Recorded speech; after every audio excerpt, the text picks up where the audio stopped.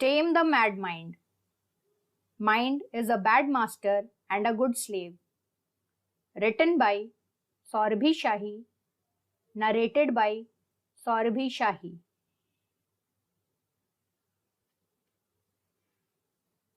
Chapter 8. Sunday Coffee Date. It was a beautiful Sunday morning. I got up with a new energy. It was an off from the gym today, and I decided to accompany Dad for a walk. It has been a long time since I gave him a company. Both of us went to the nearby park. Nature was at its best. While walking, I wanted to tell Dad about my new friend Myra. I thought while coming back home or on the breakfast table, I will tell him about her. I was happy and was feeling my life has come back on the track. I still didn't have a job, but I had decided to take up fitness as a new career. I was serious about this new career option and had already enrolled for the certification in fitness, and I intended to open my own fitness hub. Both of us were taking rounds in the park. I was walking with a fast pace and Dad was just a few steps behind me.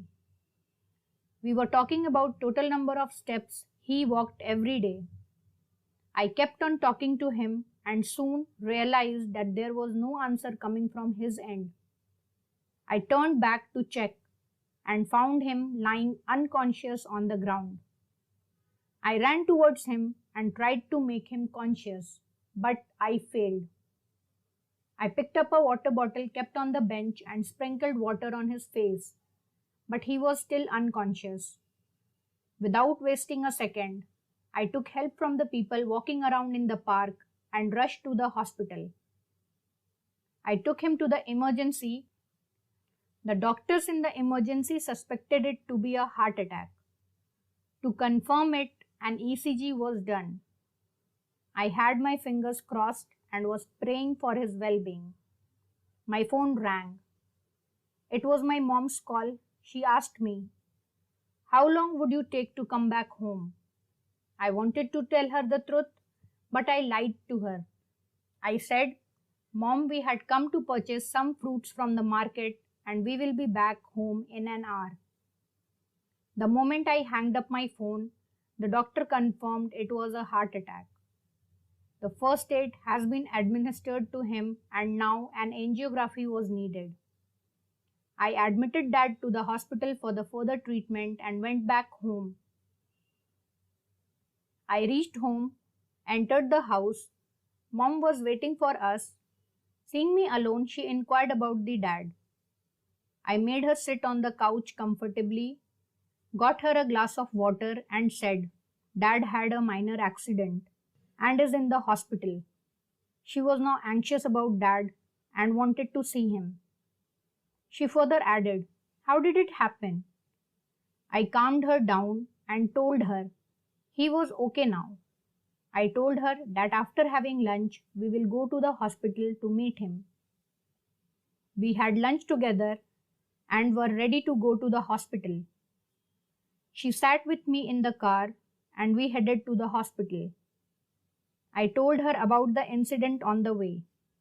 I also explained her that everything was under control and now angiography was to be done. We reached the hospital and met Dad in the ward. He was under sedation and was unable to talk. The angiography was to be done a day later.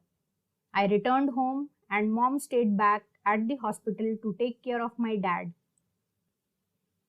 I reached home, had few boiled eggs and a glass of milk. I remembered about my coffee date with Myra.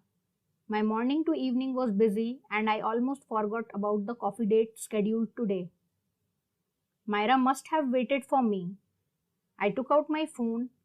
I had 15 missed calls from her. I had put my phone on silent mode as I was in the hospital and forgot to check it. So silly of me, I thought. I could have dropped her a message. Though it's late, let me do it now. I am sorry, Myra. I wouldn't be able to come to the gym for 1 month as my dad had suffered a heart attack. I texted, "Okay, take care, dear." She texted me back instantly. She was an understanding woman, and I was glad she understood the urgency. I was ameliorated. I slept immediately as I was tired. I woke up fresh in the morning and headed to the hospital as it was my dad's angiography. By the time I reached the hospital, he was in the operation theatre. Angiography was done. He had two major blockages in his heart. For one, the stent was implanted. For the second, medication was given to soften it, and procedure was scheduled a month later. Dad needed to stay at the hospital for one more day. He spent one more day at the hospital under an observation, and the next day he was back home. Days passed, and after a month, the second stent was also implanted successfully. The doctor advised him to modify his lifestyle. With our love and care, Dad recovered and was healthy now. Slowly, days passed. We all bounced back to our normal routine. Dad resumed his walks, and I resumed my gym after a long wait of 1